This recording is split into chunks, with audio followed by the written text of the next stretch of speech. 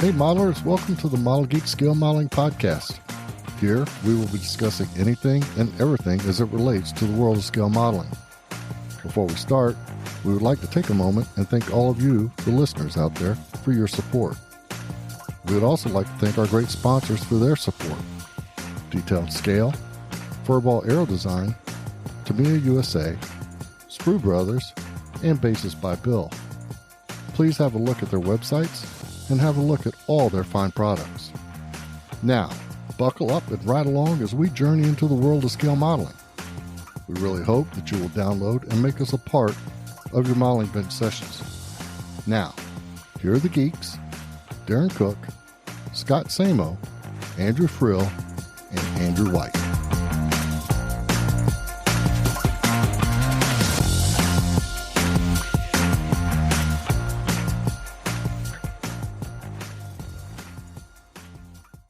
Hey, what's crack-a-lackin', Model Geeks? It's Frildo, and welcome to episode 58 of the MGPC. And I am joined this wonderful Monday evening with my three illustrious co-hosts, Scott Nemo Samo, what's Andrew Whitey White, and joining us again, Tim El Presidente Holland. Fellas, yo, guys. what's going on? Orale, it's a sweater. What's up, man? How's it going? Pretty good. Good. Busy weekend. Good. Busy weekend. Oh man, my weekend sucked. My AC crapped out, so now I gotta go. We've been nursing this thing along for about, I don't know, 5 years. Man, I better knock on wood. Oh, Your AC dude. juju. I don't know Finally. bad juju. I know a company. Oh, you do? You know a guy? Yeah. Okay. Pass me the info. I'm trying to get estimates from, because I got one from, I won't name names here on the air, except that there were two that were like way more than one other guy, but you never know. And Yeah. the one guy that I've had for a while, I'll say his name because he's pretty good. It's R.E. Graves. He's actually been really good. He thought, he's like, hey, I'm just letting you know, like, man, you need Freon. Your system's leaking. It's getting worse every time. He's like, you really should think about. He's like, I can put Freon in it for you. He's like, but it's really expensive. So It's like $150 a pound. It was or something expensive, like that. man. It was like $700-800 to fill the system back up. And he's like, are you sure you don't want to maybe just, put it into a new system? And I'm thinking, nah, man. Put the new Freon in there. It'll be good. Yeah, it lasted for a while. Yeah, it lasted for like 2 months. And this weekend was the first time we kind of came close to 90. Mhm. Oh man, my upstairs bedroom never got below 80 last night. So Allison's like, that's it. We're done. We're buying a new AC. Get on it. And I'm like, getting ready to go out of town tomorrow. And I'm like, Ooh, yeah. trying to get AC crap done. So the weekend was okay, but yesterday, we didn't sleep. Well, for us, our bedroom is on the western side of the house. And from like Ooh. 1 o'clock on, man, it just bakes in there. Yeah. And so a neighbor of ours, she is moving out of her house and moving into a smaller apartment just because it's just her and her son. Yeah. And so she was selling one of those big, like not big, but portable air conditioners that you put the exhaust vent into the into the window and everything. So we jumped on that, and that helped out a lot in our room because we'll put it on like now. I think it's running, and it kind of cools our bedroom down because it's unbearable, man. It'll be no kidding, 20 degrees warmer in that room, and then you can't sleep because you're too damn hot, man. Yeah. Yeah, and it takes forever to cool off. Yes, it does. All right. So Anyway, sorry for the freaking rabbit hole. Just AC woes, Oh, yeah. I know a guy. I'll send him your name. Awesome. Cool.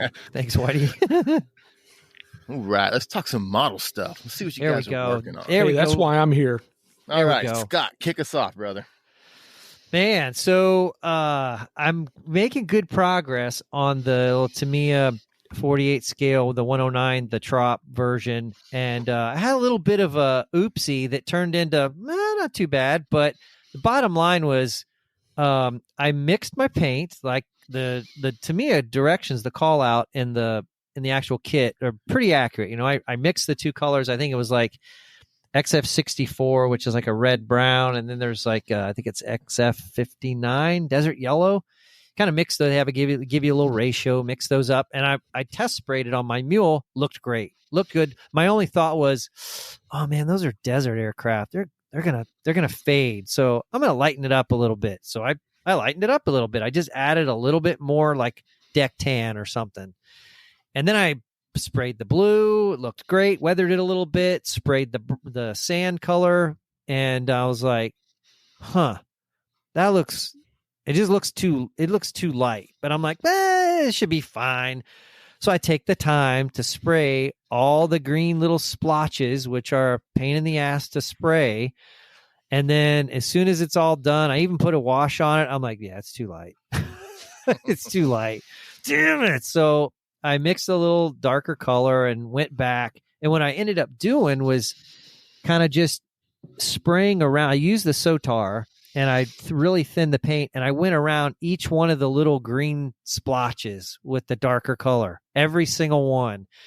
And it looks really cool. So there was a kind of a, oh shit moment to, well, that looks kind of neat. Now, I'm not done weathering it yet, but it already looks a lot better. So, of course, I gotta stop now because I'm going out of town for a couple of weeks, but next up is spraying all the markings and hopefully I can get it finished here in a couple of weeks. Because I think it looks pretty cool. So that's all I've got on the bench right now is trying to finish that up. And it's a fun little kit, man. But it's all kind of, I'd say it's all downhill from here because paint and markings are easy. So, and then what I got next, I have no idea. Shelf of Doom or something else. Grab something fresh. Yeah, man. Yeah. Maybe another F-16 or something. I don't know. But that's what I got going on, man. 48 scale CH-53. Or MH-53, excuse me. Oh man, I should, especially now I've got a really decent book. But I don't know, man. It's so much work. It's a lot, and it doesn't have to do with I don't want to build it because it's not going to be accurate. No, it's just a lot of pieces, and it's just I don't know. Start it and work till you get tired of it. Shelve it. Focus on subassemblies. You can always come back to it. I know. I got all these Hasegawa 32nd scale 109s that I picked up recently, which I'll get into that later. But at the old Yad sale, but I don't know. I got them on the Japanese and 109 kick, right now. So anyway, that's what I got. All right, cool. Whitey, what are you working on, man? I'm in work on the 172nd Mavis for our Japanese, not a Japanese Zero build, club build, Yeah. So I'm impressed. I started that a while back, and then was hitting projects here and there, and then decide, I'm at that point now where it's like, okay, I want this thing done. I wanted to get in Tim's truck and go to San Marcos with them for a club display. So that's my press right now, is to get that thing done by what? When do you leave? The last meeting in July? Well, yeah, the meeting in July. Okay. Worst case, the Friday, not the last Friday in July, because hopefully I'll have this thing all Tetrised up and figure out where everything goes. All right. Well, I'll get it to you. I'm not really I'm not. I hate to say it like this, but I'm not making it one of my projects. I just want to get it done, so I'm just pushing through, Yeah. Like I had this vision in my head of it all weathered and chipped and all this kind of stuff. Now I might go to some degree with that, but because those things were pretty nasty and weathered up, and that's how I want it to look. But I don't know. It's again having that time, that window, and I just want it in the club display. So that's my priority, is just getting it done for that. The kit itself. It's funny. It's a 1970 issue. The particular boxing I have is a 73 boxing. And just some of the old ways that kits were done in manufacturing, like there's no, the instructions are really obscure.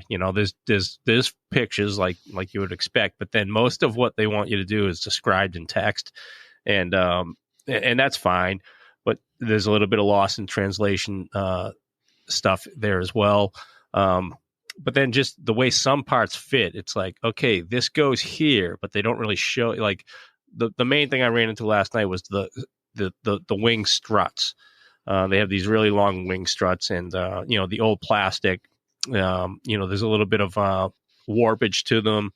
And so getting them in place, there are holes on the side of the fuselage, but there are no holes on the wing. There's just in the drawing, they just kind of point to where they're supposed to attach. And there is a raised area there. And again, finding reference photos for these things is not happening. So, you know where you're supposed to attach it, but there is no pin or there's no slot or anything like that. So I just I got them positively attached to the sides of the fuselage and walked away. And then last night I sat down and just kind of laid them in place on where they were supposed to attach to the wing. The wing was already set, level, even, aligned. We saw your jig to the top. My paint bottles and that's pretty good though. that was good. My paint bottles and Mr. Surface of bottles, jigs. Yeah, that's what I have Lego for. Yeah, that's a great solution too. Tool and tip right there. So I got them laid in place and just hit them with some Tamiya thin and just let them dry where they sat. And because they're not really supporting the wings necessarily, so it's not like they're critical. I just want them to look good, like to be even and not not warped. So they laid even. So that's what I'm happy about. From there, flaps. I forgot to it has movable flaps, but I forgot to attach them inside the wing prior to closing up the main wing section, which I'm not really concerned about. It's not like I'm going to run the flaps up and down. So I just glued them in a down position, just because I think aircraft look cool that way. So that's where I'm at with it. Pressing along, I'll start getting paint on it probably this week. I think I'm just going to hit it with a coat of Tamiya AS12 right out of the can, or maybe some LP11. Give it a silver undercoating. Put some of that rubbery, or maybe I'll probably, just for the heck of it, screw around with some hairspray technique and come back over it with some green and chip away at it. Dude, or just bust out the good old Prismacolor. Yeah. It's pretty easy. You can try it. That's a lot. I will say that it's big, man, this thing. 72nd scale. Yeah. 4-engine flying boat. It's a lot of plastic. I think right now you're the biggest kit in the group build. Centerpiece. Unless Jonathan finishes the Emily. Now, is he, initially I was going to do the Emily, and buddy Chris Lovewell, he actually sent me a Haskell kit, the newer release. Mm-hmm. And I just looked at the timeline and I was like, that's a kit I don't want to rush through. I want to really give that thing it's a really nice kit. Yeah. So I Jonathan's held on to that. The old legacy Emily kit from 70-ish. Yeah. It's about the same time as this thing. Yeah. Exactly. Mm-hmm. Yeah, beautiful airplane. Yep, that's where I'm at. That's what I'm working on. Nothing really else happening. I got that Seawolf sub sitting over there too. That's been kind of my, while I'm waiting for something to dry, I'll shoot some paint at it or whatever, but not a priority. All right, cool. That's it. Yep. Sounds like fun. El Presidente, sir. Well, I'm making some good progress on that Sword Sky Knight. The finally got all the stickers on it. And I just need to let it finish drying, and then tomorrow morning I'll shoot a coat of lacquer clear, and then I'll start the weathering process. And at this point, I am well timed to have it ready for nationals for the Model Geeks group build, the MiG Killers group build. So I'll definitely have that. I was actually thinking about what kind of base I want to put it on. Probably won't do a base because I don't think I could have a base done before nationals. Well, didn't they use PSP during the Korean War where those things were based? Yeah, they did. And so I bought a package of PSP, some photo etch, and it is one, it's not cheap, and two, there's not much there. So I would need probably 3 more packages to get enough to put on a base. So I'm toying with the idea of just using it as a template and making something out of either card or plastic I'm not sure because I might be able to run something through my silhouette cutter that would look like, some thin sheet styrene that would look like PSP. Because at the end of the day, that's not going to be the focus of the model, right? It's going to be the model. I don't want people going, ooh, look at that base. Because it ain't all about that base. So now, have you tried eBay? Because I know Edward does a 48 scale plastic one that I put with the P47 that I did, and I'm sure they got to do a 72 scale one. That way, it's already done. You just got to paint it silver, weather it. And yeah, the only one I found on eBay when I was looking, this has been a couple of weeks now, was fairly expensive. It was going to almost triple the cost of the model. And I said, no, I'm sorry. This was not an expensive model. And the last thing I want to do is make it extremely expensive. So, yeah, I'm going to hold off. And I think right now, like I said, my best way forward, I'm going to be one-armed for about 6 weeks. So the good news is my right arm is still going to be usable. So I can sit here with a mouse and I can draw.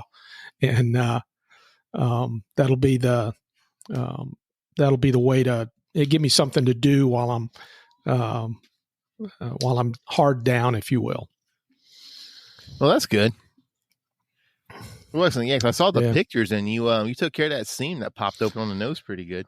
Yeah, I'm real happy with how the seam came out. I had a ghost seam initially that was just giving me fits, and after the third try, I went back over. I had tried a couple of different things. I went back over with a final attempt using super glue and baby powder, equal parts, and just put that on the seam and just took my time with, I think I started with about 1200 grit and a nice hard brand new sanding stick, worked it and got it down so that it looked like it was just starting to take the primer away. Around where I'd laid the super glue and powder, and it just as it started to go away, that's when I started shifting to other sanding sticks and got a nice feather to it. And when I shot the primer over it, after that, I could not see it. So, if the judges look at it with their light, they'll probably see it. But I didn't see it, not even with a camera. So my hope is that they won't see it either if it's still there.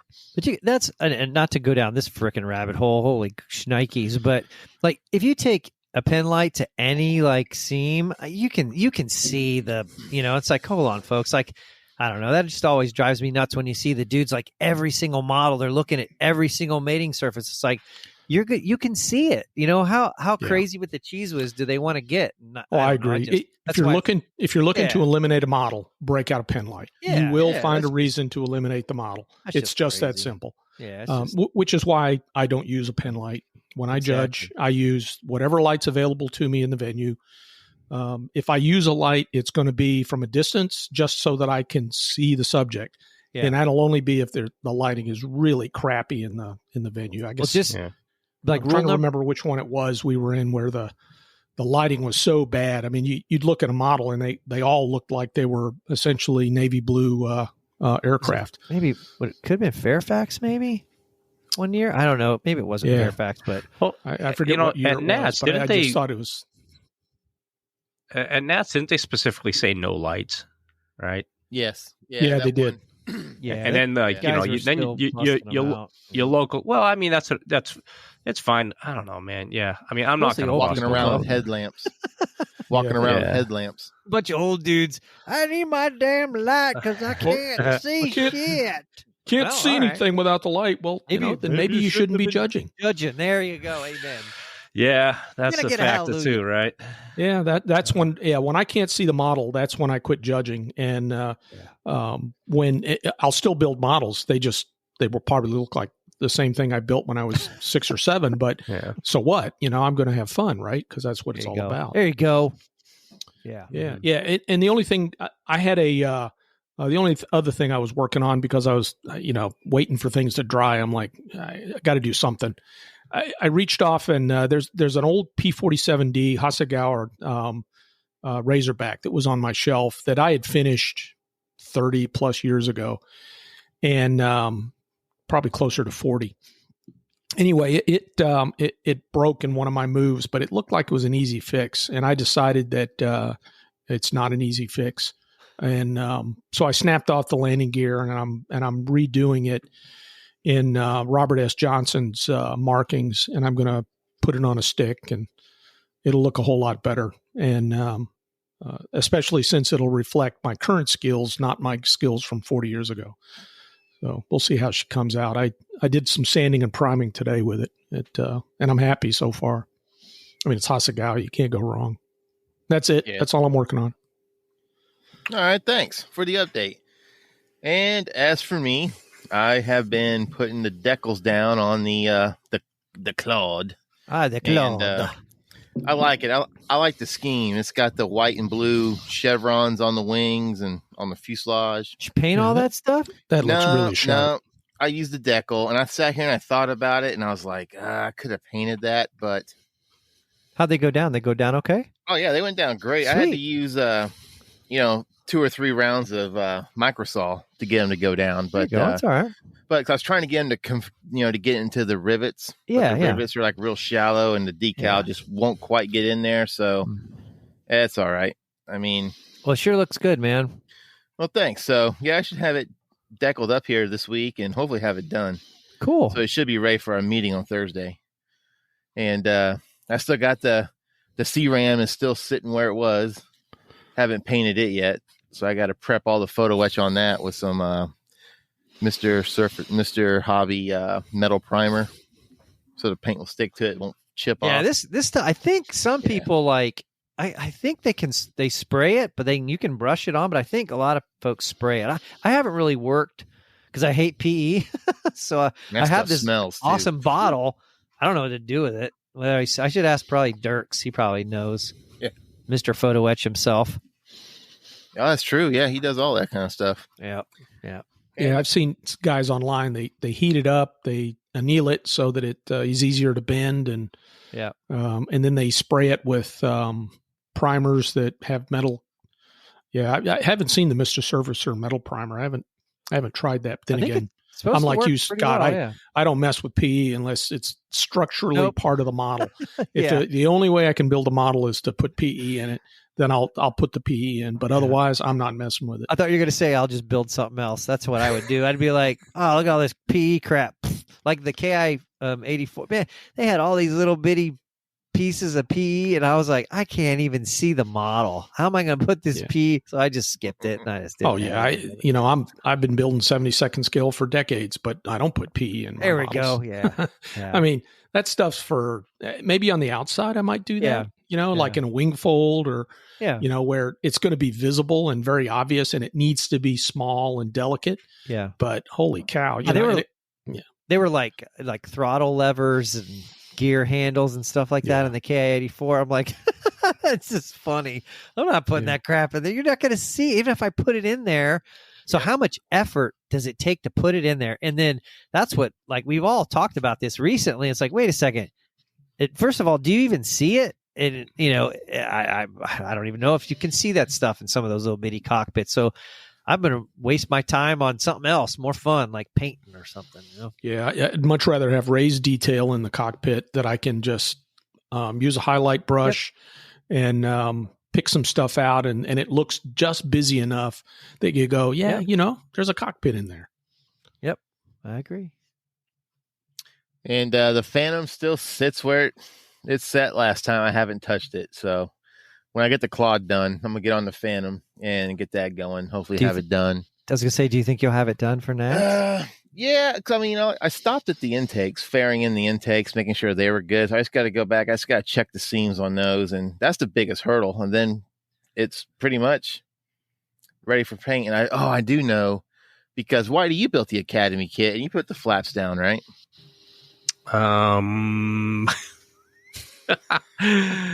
Stand by one sec. Talk without me. I'll go look. I forget, man. Well, when you pose the flaps down, you can see on the inboard part of the wings where the top and bottom wings just come together. Okay. So I've got to fill those in. And with some plastic sheet or so something. I got to stick some plastic in there and smooth it. And that's one good thing about the Tamiya F4. It's flaps down. It looks great. They have the plastics already in those sections, and it's easy to paint too, because like on the F4B I did, not all of them had the red gear door edging, but most of them did. So again, check your references. But yeah, it was kind of a pain for the old for painting, but it was there. I didn't have to add any plastic or anything. Yeah, so I got to do that next, and once I get that done, then it's on to paint pretty much. So I should be able to have it done. I got to register for NATS too. I wrote that down today as I was sitting here at work, and I was like just daydreaming kind of. I was like, oh crap, I still got to register for NATS. Yeah, so I got to do that. Okay, to follow up, no, my flaps are up. The ailerons are drooped, like powered off kind of thing. You know how they do that, like on a Phantom? Oh yeah, and the ailerons are the ones that are inboard, right? No, outboard. No, outboard. Well, yeah, that's what I meant. Right here. Yeah. Okay. Yeah. So those ones are, I have them. They're just kind of sitting however they tell you to put them on the kit. I didn't modify anything with that kit. I just built it out of the box. So yeah, they're just kind of sitting there, kind of drooped. Okay. Well. Yeah. Yeah. So I'll just do that. Maybe hide that up a little bit, and that's it. And I can get on the paint with that, and hopefully get that done for NATS. That's my goal. I should be able to have it done. But I am going to Iceland here in like 28 days and then come back from that. And then we roll right into the NATS right after that. So might be close. I might be cutting it close. Did you recon any hobby shops out there on the island? No, not yet. But I was going to sit down and take a look at it and everything, see if there was anything out there, because you figure we got to have something, right? Because what we're doing is we're going around. Yeah, I know. I got a little bag of stickers. Take some stickers with you. Yeah, I'm going to. And we're going to drive around the entire island. And so we're going to start in Reykjavik. God dang it. Reykjavik. Yeah, Reykjavik. And then we're going to end in Reykjavik. So we're going counterclockwise.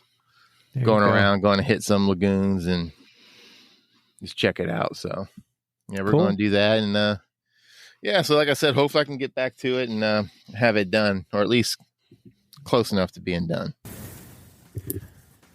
Hello, Model Geeks. This is Bert Kinsey of Detail and Scale to tell you about our newest publication, F105 Thunder Chief in Detail and Scale, written by yours truly and illustrated by Rock Rozak and Jim Rotrammel.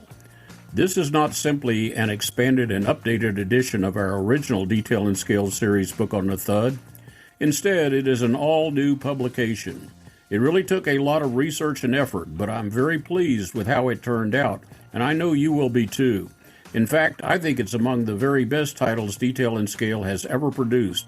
Overall, there are almost 300 color photographs and illustration, more than 90% of which are in color.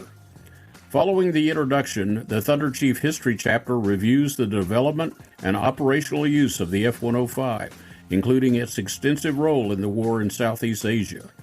Next is a chapter that covers each of the Thunder Chief variants in more detail, beginning with the first YF-105As and going through the F-105F and F-105G Wild Weasels. Extended coverage is provided on the Wild Weasels to include an informative text that clears up some of the misconceptions about these important variants, and both general and detailed photographs illustrate all of the changes made to the aircraft as various systems were added and updated. Next comes a chapter on the armament carried by the Thunder Chief, and this includes more than 30 detailed photographs and illustrations. The focus of all Detail and Scale series books is that of the physical details of the aircraft, and the Thunder Chief Detail chapter contains more than 145 detailed photographs and illustrations, more than 90% of which are in color. There are 26 cockpit photos alone covering all production variants, and more than 90% of the photos in the Thunder Chief Details chapter were taken of operational aircraft. The modeler section covers all of the Thunder Chief kits from 1/144 scale through 1/32 scale, and it points out the pros and cons of each.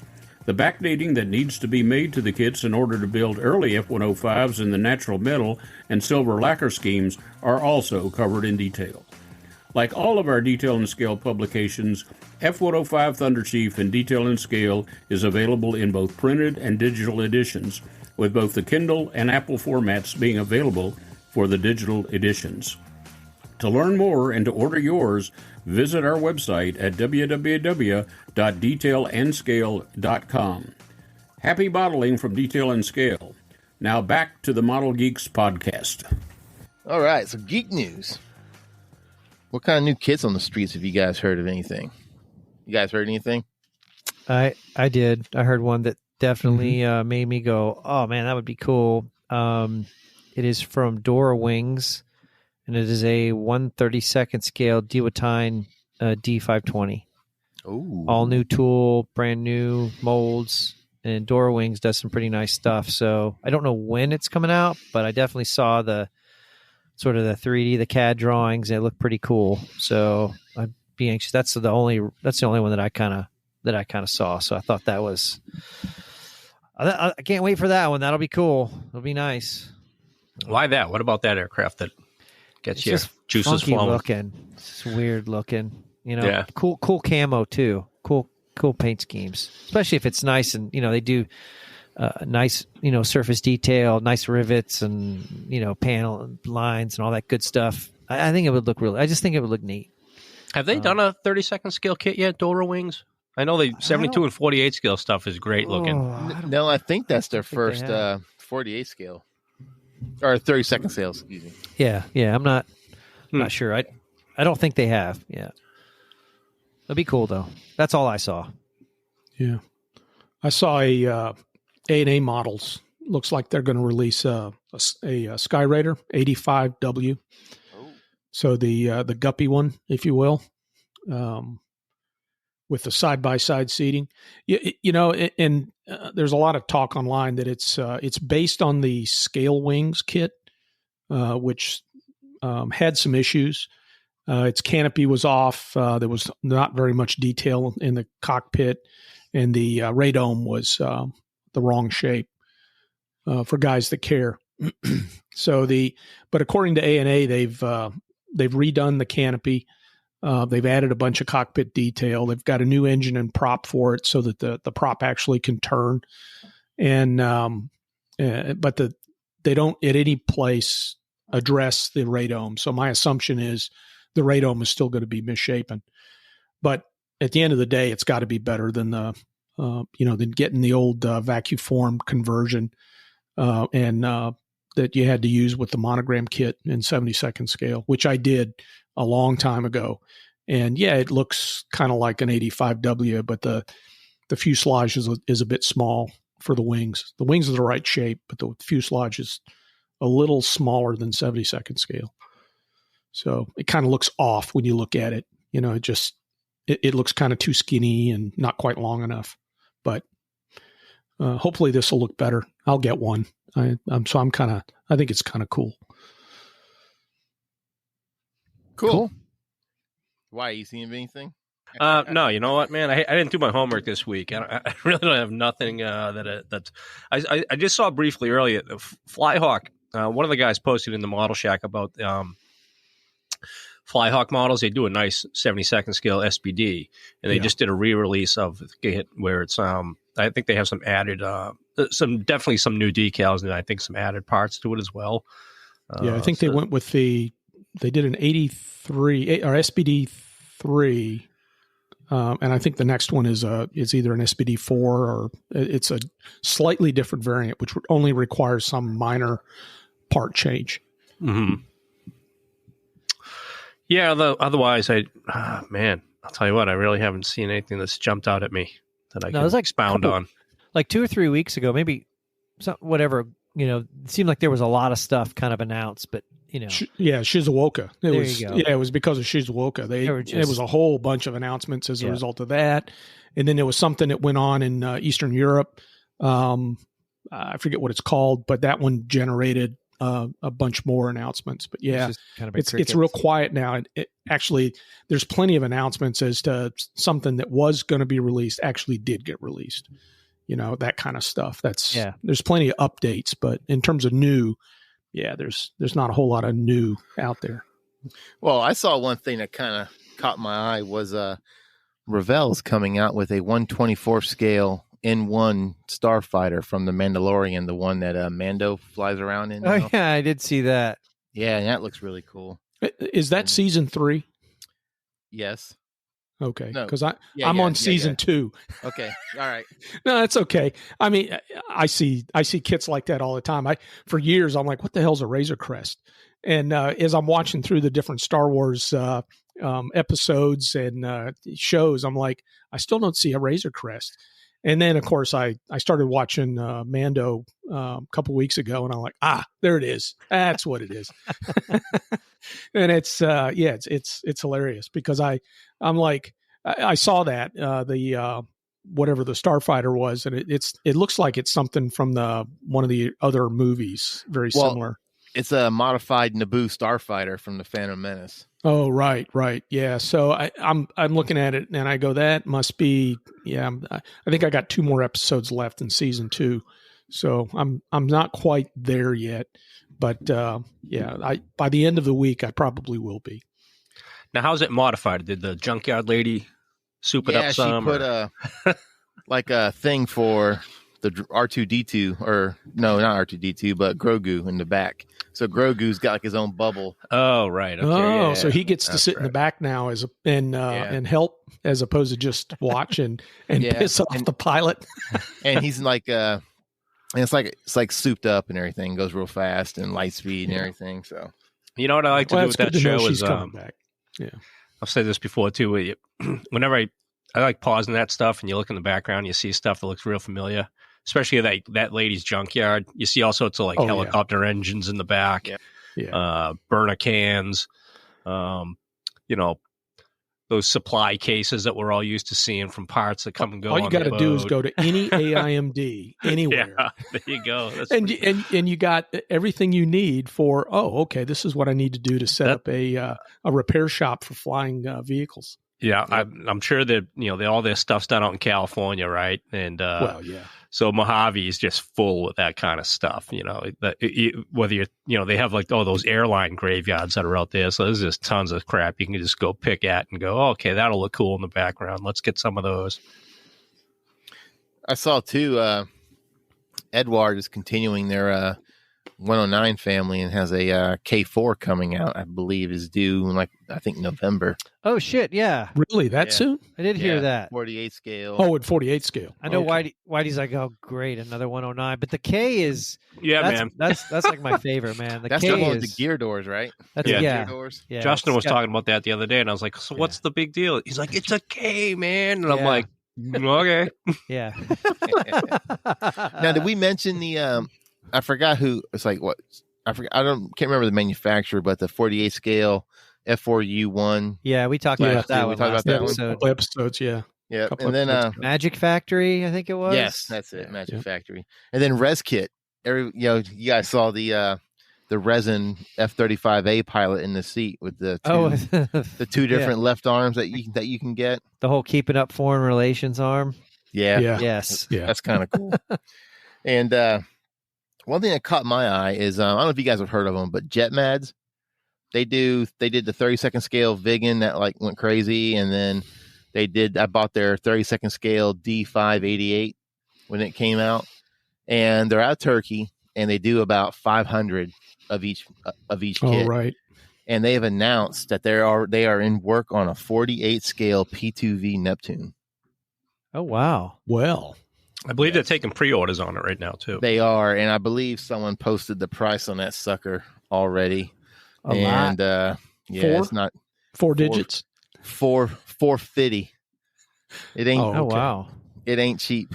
So, but the way they do their kits is amazing. Like some of the parts are resin, and some parts are 3D printed resin. And you guys can look at that D588, and that thing.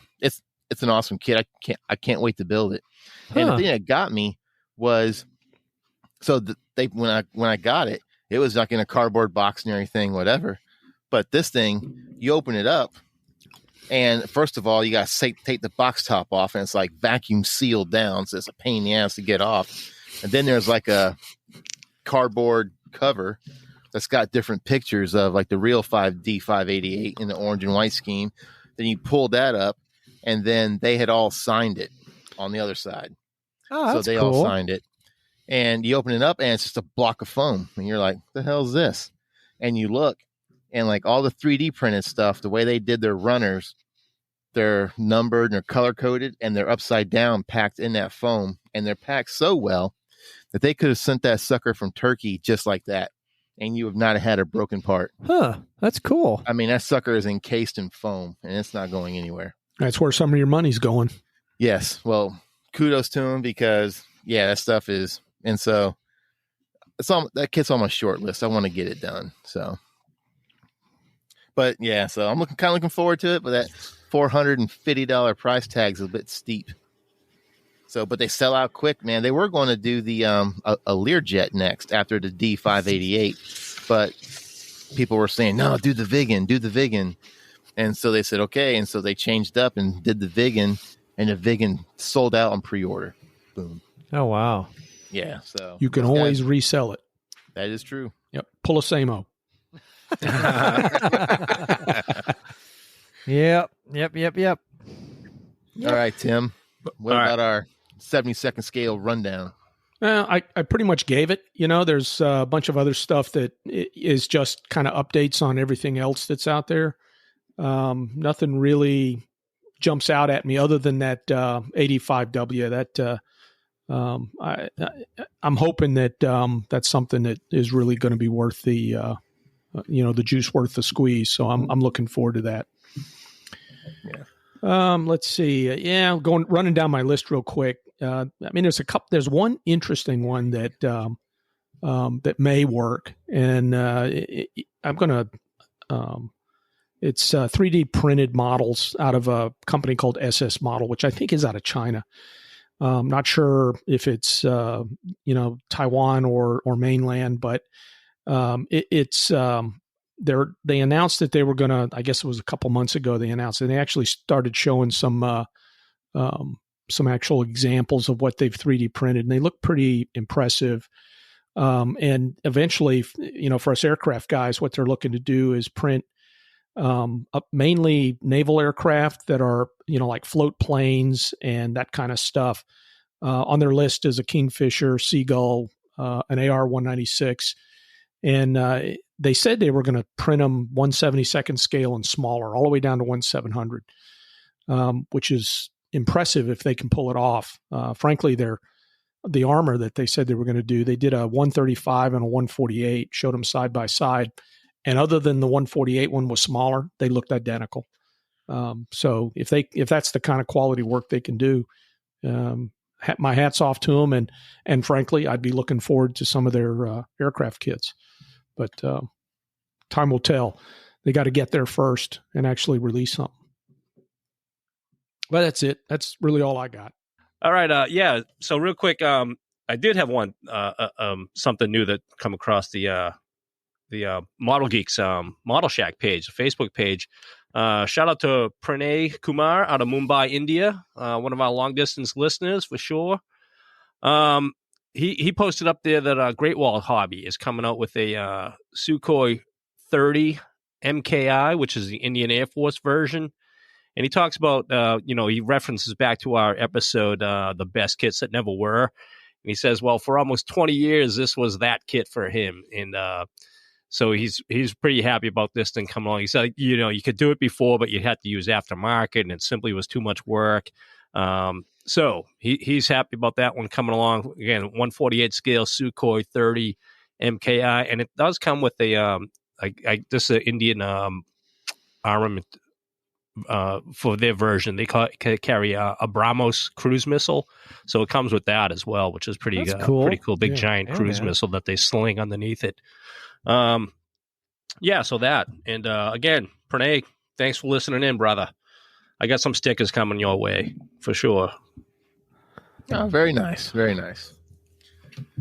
All right, so what'd you guys pick up? 'Cause I know Scott and I went to Firehouse Hobbies sidewalk sale. last weekend. We did. We were the only ones that were able to make it. Yep. Nobody else could make it.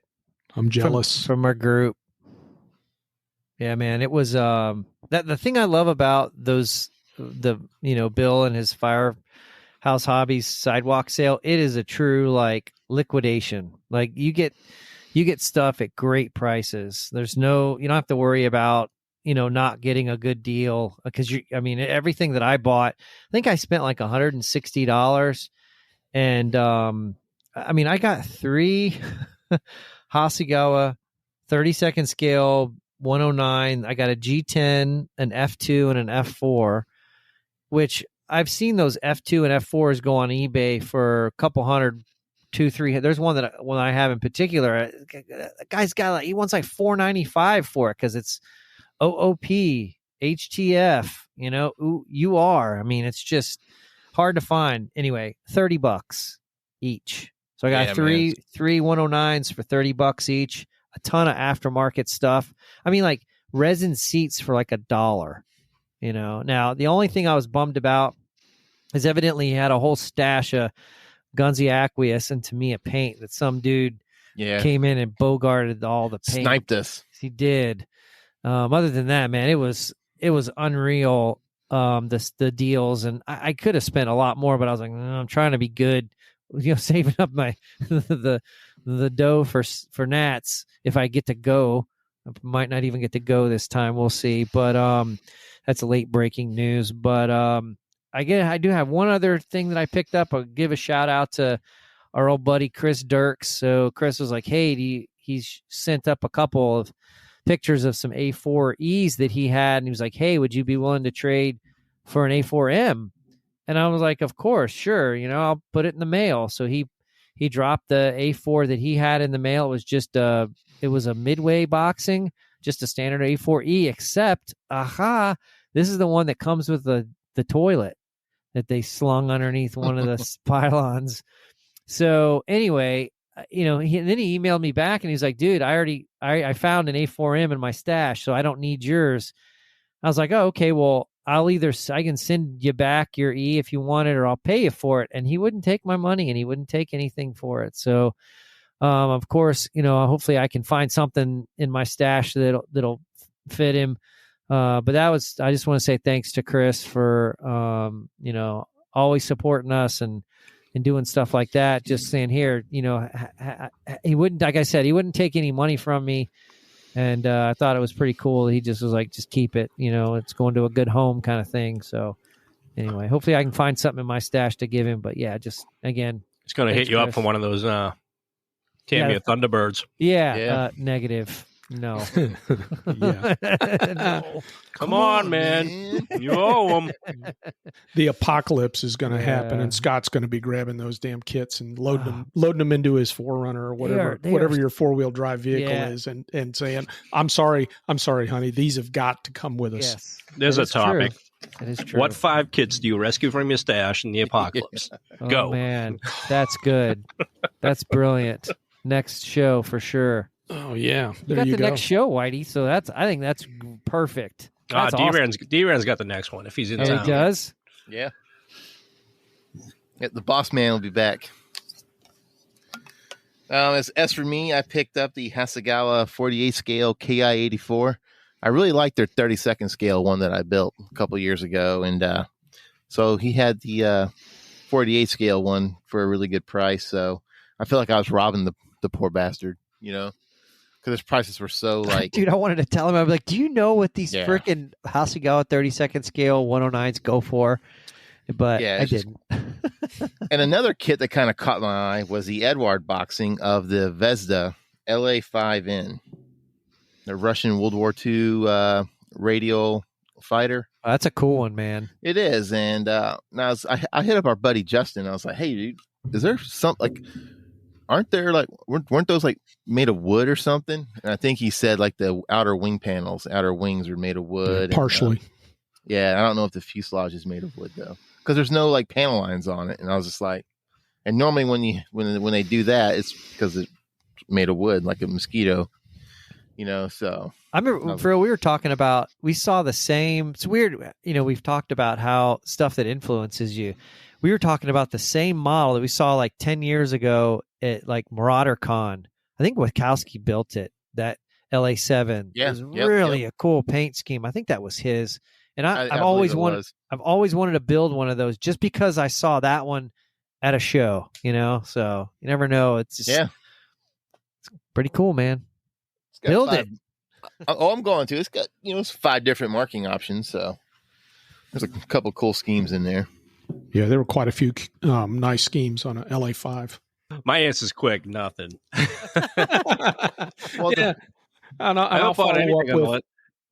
Now, I am waiting on some. I did order up some decals from Caracal once again. I picked up I sent in an order anyway for the. He's got some new B52 stickers out, so I went ahead and sent off for those. And I might have even mentioned that on the last show. But anyway, that's that. I'm awaiting that in the mail, and that's about it. Really, I haven't bought anything. I need to treat myself. Yeah, you should, man. Yeah, I've been toying with treating myself and buying something, but no, I haven't bought anything either. I'm saving my cash for nationals at this point. Good call. Yeah, well, Tim, since you brought up nationals, I'll go ahead and move on to shows and contests, and we'll go ahead and we'll start with the Nats because you mentioned them, and that is quickly coming up here, August 2nd through the 5th in San Marcos, Texas. So if you haven't already, I recommend that you pre-order. Or not pre-order, but pre-register and save yourself some time standing in line when you get there. And that way you can go hit up the vendor room quicker. All right, another show coming up pretty close is up in 16 September up in Carlisle, Pennsylvania, put on by Central PA IPMS, and that is PAXCON, which I believe we make that show every year, don't we? That's a great show, yeah. We absolutely do. Yeah, we do. And we got a display table going up there. We're taking all our Japanese aircraft. All right. Clubs and SIGs, baby. Clubs and SIGs. Clubs and SIGs.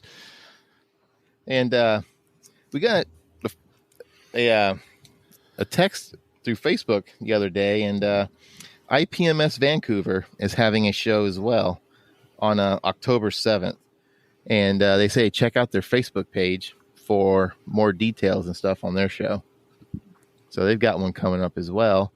And seeing how it's on October 7th, I believe El Presidente, there's something else happening in our area on October 7th. What? What's happening? Something's happening here? Man, I was planning on going to Vancouver. Yeah. Wait a minute. I can't go to Vancouver because PAXCON 2023 is going to be on 7 October. Dun, dun, dun, dun. Oh, yeah. Hollywood, Maryland. The better Hollywood. Wow. Hollywood, Maryland. Yeah. Volunteer Fire Department. Right down Route 235. You can't miss it. Yeah, so for an update, still got plenty of awards packages available. So if you want to help us pay for the show, please go online, buy those award packages. You can also just sponsor the show if you don't really want to buy an award package. The special awards, if you want your name called, you can purchase one of those, and we will certainly call out your name and or organization if you sponsor one of the special awards. And, of course, if you've got models or other things modeling related that you want to sell at PAXCON, I still have a few tables left. They're 8-foot tables, folks, nice big ones. And come on down, and you can be right there, and you can sell some stuff. And we got a lot of really good raffle prizes this year. It's our inaugural, and if we do well enough, we'll repeat it. And a couple of years later, we'll do it again with some really nice models in the not only onto the display tables, but also in the raffle. Yeah, we'll have to. I just ordered the awards, so we just paid for the awards, which is pretty cool. So they should be in a couple of weeks. We'll have to, when the awards come in, we'll have to put some pictures up on the PAXCON website and put them up on the model. The awards are awesome, man. They're really sharp. They're even cooler than than I had hoped that they would be. So I'm really excited about them. That was a team effort to get that design, and they are cool, man. The design was cool, but the actual awards are cooler. Oh yeah, man. Yes, they are. Yeah. So I think that's it. Unless one of you guys have got something you want to remind me that hey, I'm an old guy. I could have forgotten something. I would just say, as just reaching out to all the folks that will need judges. So, we've got our lead judges for each category established. But of course, we'll always need folks from the different chapters and folks that if you haven't judged before, no problem. You can get some OJT and we'll put you with the group and learn how to judge. But yeah, I'm just sort of sending out the plea and asking for folks to please help with judging. So that's all I got. All right. I'll close with the registration forms, entry forms, etc. All of that will be on the website by the time this drops. So when you go and look, it should be there, and as well as the latest flyer. Well, before we move on, too, the raffle guy's got to plug his stuff, too. Plug it. Plug it, man. Plug it. And we acquired the Revell 72 scale Razor Crest for the raffle as well. So raffle's shaping up to be pretty good. Now that Tim knows what that is.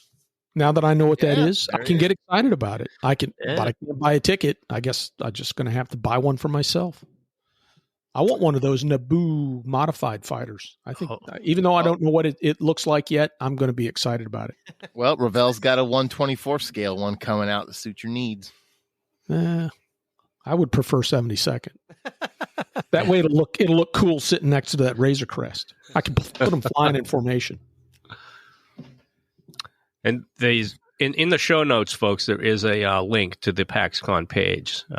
If you can't find it just by Googling PAXCON, you can always just go to the link there as well. Yeah, PAXCON2023.org. All right, our hobby shop shout out from this episode comes from a email from Warren Dickinson. And he says that Clarksville Hobby Depot in Clarksville, Tennessee is a great place. So if you're ever in Clarksville, Tennessee, be sure to check out the Clarksville Hobby Depot. Hey modelers, Furball Jeff here. Are you tired of boring, underperforming, or inaccurate decals that just plain suck? Not to worry, Furball Aero-Design has you covered. We have an extensive lineup of ultra high quality aircraft decals covering U.S. military aircraft subjects from World War II to the present day. Our extensively researched decal sets are printed to the hobby industry's highest quality standard by Cartograph of Italy. Only Cartograph can capture minute details with stunning fidelity. The colors on our sets are printed to match U.S. federal standard colors for maximum accuracy. Every Furball set has numerous options and include lavishly illustrated detailed placement guides. Our decals have minimal carrier film and will give the markings on your model that painted-on look. So if you're ready to take your build to the next level, check out our website at furballaero-design.com. That's furballaero-design.com. And now, back to the geeks. All right, so our tool and tip of the episode, I think Tim brought up a good point, and I have some laying around. That's what kind of reminded me. I have an old box around here that has like some of my old Legos from when I was a kid. And like when Whitey was talking about earlier, when he's putting the wing on his Mavis and the jig that that you come up with on your bench to get keep things level.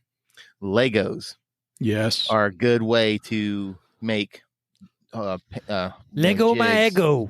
Right? Yeah, they make great jigs for aligning things and keeping things straight. And so they're awesome for older aircraft where you're trying to get, especially biplanes, where you're trying to get wings and struts and all that other crap to line up.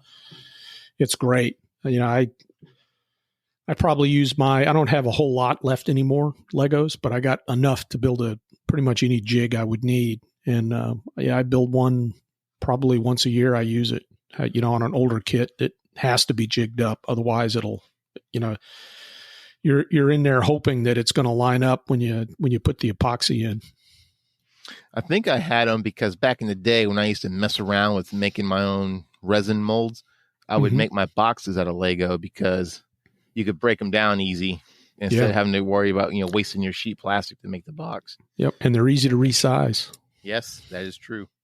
So if you got a bunch of, if you got kids at home, go ahead and steal a handful or two of their Legos when they're not looking and repurpose them for the hobby. Yep. And if you don't, then just go to your big box store and buy one of those $20 boxes of Lego, and that's usually plenty. Just your basics. You don't need anything fancy. Or you go to the thrift store. That's where I got mine. I think I paid $1 for a big old bag of them. All right. Moving on to mail call. Mail call. I want to thank everybody for sending in emails. And there's a couple that stood out. And one of them from Ted Pendergrass. And he says, hey, guys, just wanted to say thank you for being a drama-free zone. He says, nothing is a bigger buzzkill to a hobby than the injection of drama into something that is supposed to be a distraction from the stresses of our everyday lives. And I kind of picked that email because it kind of hits home here recently with stuff that's been in the last month or so that's going on, like inducing drama into a drama-free hobby. It kind of plays into our show topic for this episode as well. Yeah, it takes the hobby out of hobby if you start injecting drama. Right? Yeah, it takes the fun out of it because I don't want to go into too much because I'll save it for the main topic. But isn't that why we do this hobby? Is to get away from all that and kind of decompress. No, it's to crush the competition when you go to the model show. That's why we do it. Yeah. Come on, Phil. Get your act together. You must crush the little heads like they're little girls. Like cantaloupes. Yes. You must crush the competition. Yeah, of course, man. It's all about fun. Meeting people and all that. I think that's try to take the high road and be above board. It's because it's super easy to jump on the drama bandwagon, So I think it's okay to address certain things, but it's how you address it and how you talk about it, and just don't take the bait, don't bite in, and like Whitey has always said before, it's really easy to come at people and tell them about all their problems, but you should always try to have some type of a solution or have something that you've talked about, hey, because we're all a bunch of human beings, man. Nobody's perfect, but it's all in how we deal with it. So. And keeping the hobby fun is, that's why I do it, So absolutely. So our next email, talking about far reaches of the podcast, our next email comes from Jocko, and I'm a butcher your last name, and I am very sorry. So Takasira, and he says, call him Jocko. So Jocko. Thanks for the email. And he says that, first of all, thanks for a great podcast. And it's turned his modeling mojo up several notches. And says that he is going to be coming to the United States in October to visit aviation museums on the East Coast and in Florida. And he's like, I was just listening to your show and I realized that PAXCON is in October. And so he's going to make a trip out of it. He's going to hit up the Smithsonian at the National Mall and the one at the Udavar Hazy Center, and he's going to head on down and hit up PAXCON and be here when PAXCON kicks off. So we're going to have our first international person coming to PAXCON. Cool, man.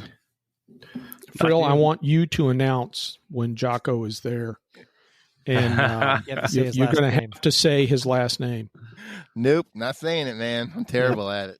And you'll have to announce him as the guy, the one modeler who's traveled the farthest. Yeah. I'll just say Jocko. and he's like he's been wanting to check out the modeling scene in the United States for a while. He's been to most of the big shows in Europe, Telford, and Edwards E-Day, which that'd be kind of a cool show to go to. Well, I hope that our first inaugural show we don't screw it up too bad. So maybe he comes back. Yeah, put an asterisk with, hey, dude, it's our first show. So don't crush us if we suck. Lots of learning to do, but hopefully it'll be good. It'd be good. If he's making his way all the way over here, we know we're not about participation awards, but maybe we could, like, as the, hey, you're the furthest traveler, if he doesn't bring a model, maybe we can give him I'm sure we can give him a coin, or an award. Maybe. That's an idea. And it just so happens tomorrow night,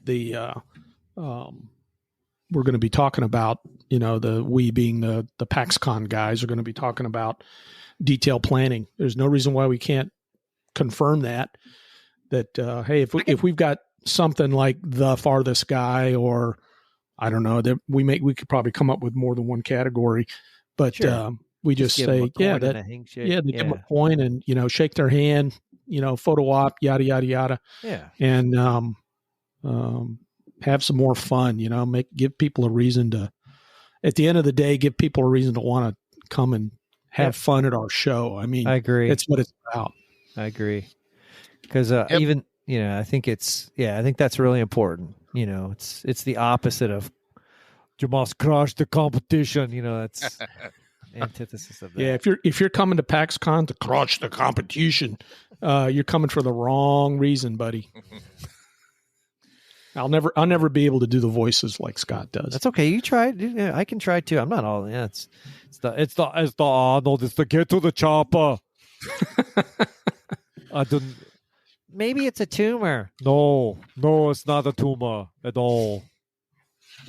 Okay, we're going to play a game. Who's your daddy and what does he do? Sorry.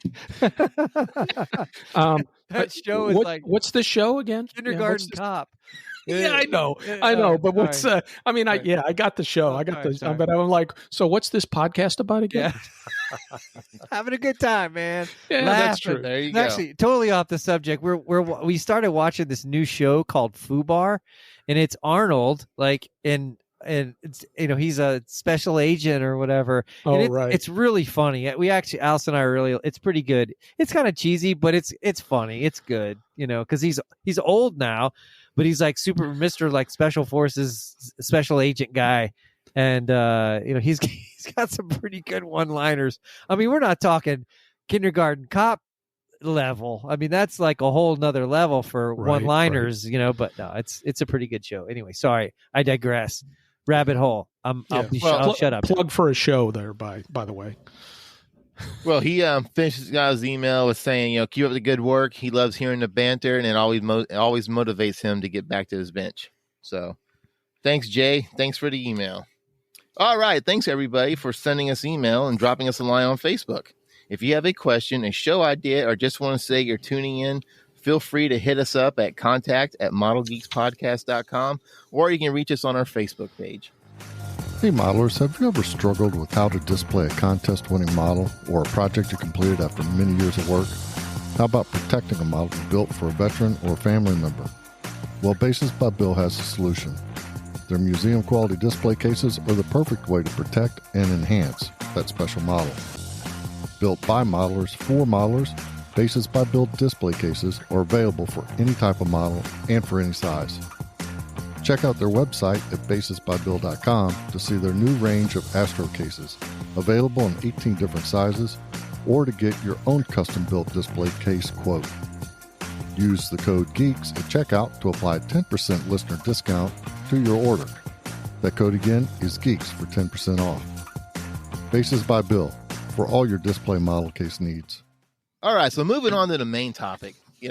We had to kind of call an audible last minute with Darren being out of town. And I was like, oh, man, what am I going to come up with? We needed someone. So I was like, I'll pony up and come up with a topic. And so when I was brainstorming ideas what to come up with,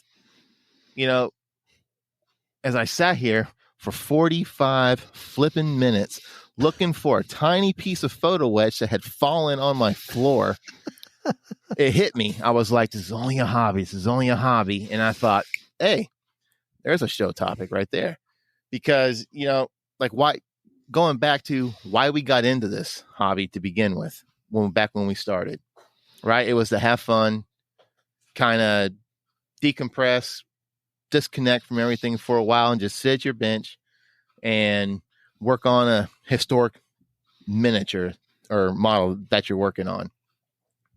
And And I kind of found myself like I find myself doing it all the time. Like I'll drop something and I'll spend 30, 40 minutes looking for it. And I come to find out I'll spend most of my time looking around for things. And I'm like, man, this is not what it's supposed to be. So what about you guys? You know, thinking about like, what do you guys do to, you know, keep it a hobby for yourselves instead of getting into this, you know, this big drawn out evolution that just sucks the life out of you? Whitey. I'll say, you know, for sure, we've all been down on our hands and knees looking for that small part, right? That's gone off into the ether. And yeah, a lot of time I've stopped and gone, you know what, you know, not just the looking for the part phase of things, but just taking other stuff way too seriously, man. Like, you know, I'm sweating the fact that I don't have a proper color, like, you know, that doesn't meet the exact spec. You know, and sometimes I got to go, really, man, who's going to notice, sort of thing. Nobody. But Right. but there is that, but the yeah, part that of guy is still out there. the part of our personalities, though, that come to the surface there. I mean, most of us are kind of type A-ish out of this group. And, you know, so yeah, we do want that perfection. Tim says no. What are you, a type Charlie or what? What do you think? Yeah, type Delta. No. You guys know me. I'm, you know, if you want to put labels on there, and I'm not a guy that likes labels, but I guilty as charged. I'm probably, you know, one of those guys that would be labeled as a type A, very competitive. At least I always was. I try to not be competitive in my modeling. So you can separate absolutely. So that's cool. That's great. Yeah. And you do, you know, and most of us, we do have other pursuits that besides this. I mean, you know, people, you know us for this because of here we are sitting here in front of microphones. Right. But yeah, we all do other, other things on the side, you know, hobbies away from work type things. I don't just mean odd jobs. God knows if it's your job that's, you know, dictating your life, and then I feel kind of bad for you. I mean, yeah, we all have to have a job and all that kind of stuff, but you know, anyway, those are topics for another day. But to stick to what we're talking about here, as far as the hobby goes, yeah, I certainly find myself taking it way too seriously sometimes, and you know, when stress is being induced into the hobby, that's probably not the best thing. But I mean, you know, and there are good and bad stresses too. We've all heard that discussion before, particularly with our former occupations as flyers and stuff like that. You talk that, you know, stress is good for you sometimes. It keeps you focused, and mistakes don't get made in that realm. You know, but when it comes to sitting here at the bench, yeah, when I walk in here in the morning with a cup of coffee on a nice, you know, Sunday or something like that, I'm not looking to be sitting here and being stressed about anything. You know, I'm down here to chill and relax and make something historical miniature, as you say, come to life. You know, that's my goal, I guess. You know, in a broad sense. No sweating over 70-second scale photo etch power levers. Oh man, you'll never see me stress over those. I mean, or like rudder pedals, right? Like photo etch rudder pedals. You're like, rudder pedals, that are underneath the instrument panel up forward, and you can't. There's not a mirror small enough, inspection mirror small enough to get in there to be able to see those with a light. I mean, maybe a dentist has got one. I don't know. But I'm never sticking one of those in a model. You know, I know for me, I think that I think I had more fun when I was younger. So when I would get a kit for Christmas and then like a week later it was built and painted and sitting on my shelf, man, I thought it was just like, I just couldn't believe how cool it was. And then, you know, I'd get another kit and I'd have these, when I learned about an airbrush and how to mix paint, and then I started progressing, and it's almost like as I started progressing through the hobby to where I am today, it is a, I don't enjoy it as much now as I did when I was a teenager, because like then I didn't know anything. I didn't know about seams. I didn't know about how to thin paint. I used the tester's brushes, the little square bottles, and I thought it was the freaking coolest thing ever, even though the gear were wonky and the canopies were crooked and there was glue it just didn't matter. But I'm now at a level, we all are at a level where, it's almost like we've progressed to the point where I'm trying to just build a model and not worry about, I don't want to say stress, because I don't stress, but worry about or like think, well, maybe it is stress. I don't know. All I know is that I worry about stuff more and put more time and effort, and I like care if I make a mistake more now than I did when I was a kid. And I would love to be able to get back to it being more fun for me, because that's one of the reasons I think lately why I've struggled with breaking through and having fun building, is because for some weird reason I'm not really having fun building. So does that make sense? I don't know how, it's hard to put into words. No, that absolutely makes sense. Yeah, because if you think about it too, right? Another huge detractor or something you pile onto this hobby is social media. Just like, some social media is good, some social media is good, but how, like, if, God forbid, don't go on Facebook and see all the, the drama that's created on Facebook over things like, that panel line is not there, or how those people will come out and they just start nitpicking things when. And those people, I don't pay any attention. I don't need somebody to, and this is going to sound super pretentious and shitty, and I don't mean it that way, but I don't need somebody to tell me what's right or wrong, or more importantly, what's wrong with my model. I don't care. Like at that Nationals, when, I won my first Nationals, I got a second place with my F-16, and I think I got a third with my Prowler when we all met. And I had somebody that will remain nameless. And I was super excited, man. I was like, holy crap, I just won an award at Nats. And this guy comes up and he's like, yeah, but your panel line, that one panel line that you have there, that shouldn't be there. And then he walked off, and I'm just kind of like, well, you can just go lick my balls, Mr. So-and-so. It was just like that type of guy. That's just all they're looking for is they're looking for negative stuff, or they want to critique your work, and they want to tell you how messed up your stuff is. I have a saying for those people, and that is mediocrity attacks excellence. All those people are doing is they're selfish, and they're self-conscious of their own imperfections, and they don't want to let that stuff out, and their own insecurities. And so they're going to crap on you to make themselves feel better. And, have at it. I don't pay any attention to those people. I could care less. I mean, how I build is how I build, and that's it. If you don't like it, well, cool. There's no law says you have to like my stuff. But I like it, so F off. Yeah. Another thing that kind of cracks me up every time I see it is when a company comes out with a new model or a new decal sheet or something, and never fails. One of the first comments, 172 scale ?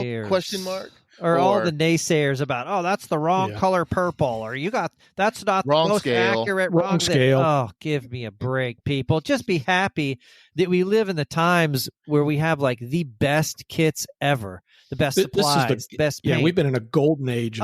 It's for unreal. The last 20 years. Yes. And every year there's more and more kits released every year, and the quality is just phenomenal.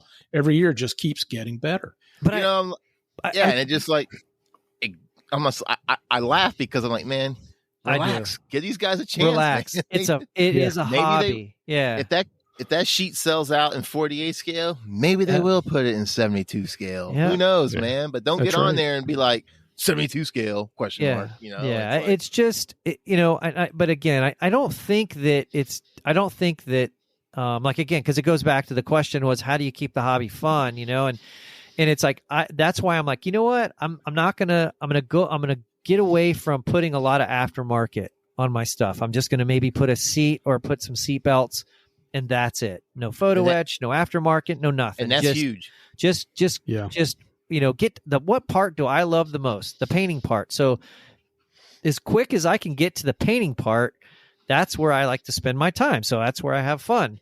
And that has helped. That's helped a lot to just focus on, hey, I'm going to just focus on the parts the sections of, I'm building a model that I love the most, and try not to sweat everything else. What I end up doing though is I still sweat the other stuff. Sweat everything else. Yeah. And so it's this weird, I don't know how to describe it, but I think everybody hopefully can relate that I want to make it more fun. I want to not stress and sweat the small stuff, but knowing me and how I am, I just if there's a certain something on them, especially like on a model that I know the airframe fairly decently, I'm like, oh God, I don't care if somebody else doesn't do it. It doesn't bother me. But like for me, I'm like, oh, I should probably fix that. Or especially if I make a mistake in like painting. Now that I'll correct. Accuracy stuff, it depends. My hat's off. I like knowing about accuracy, but I don't necessarily want to fix it. Yeah, I'm not a slave to it. I'm not a slave to the rivet counting, and if that's how the kit comes, then for me, and this is where I'm going to get my head cut off by all you guys. But my prime example is the Hasegawa A4s, the I guess the lip that's right there, leading edge slat. I will never ever in the history of my model building ever fix that on an A4. And because I just don't care. I could care less. You're wrong. And see, and I'm happy to be wrong. Happy to be wrong. Could care less. And Whitey's throwing you under the bus. Yeah, It's not right.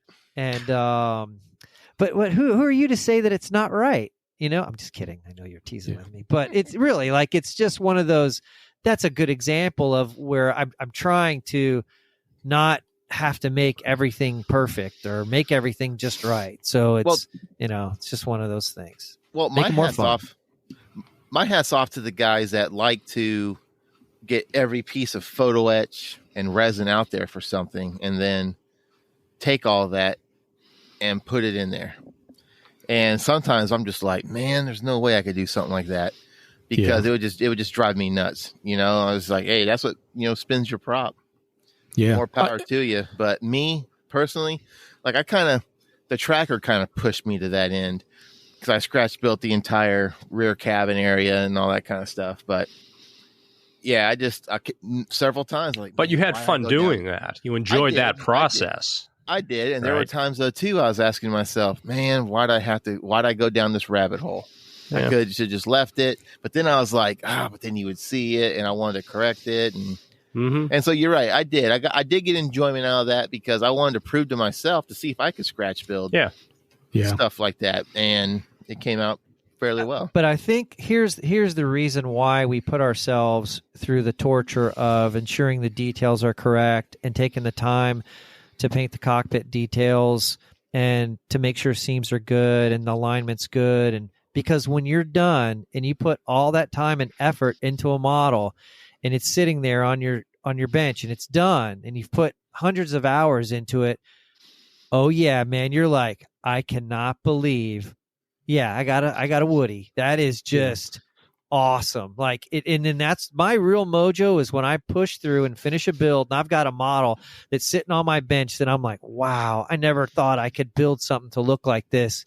And then it just motivates you to do it all over again. But it's that end result, that end product that you're just like, man, that's cool. But there's the other side of that too. You get through all that stuff and you're sitting and you're looking and you're proud of this thing. You're just like cracking the beer, patting yourself on the back, and you look and one of your wheels is crooked. And you 5-minute epoxy that thing. So then you got to get back on the bench, and then you got to try and get the wheel off to straighten it up, or your canopy's crooked, or you're looking and you notice that you got super glue on your canopy or something. Oh, dude, or there's some overspray. And you're just like, crap.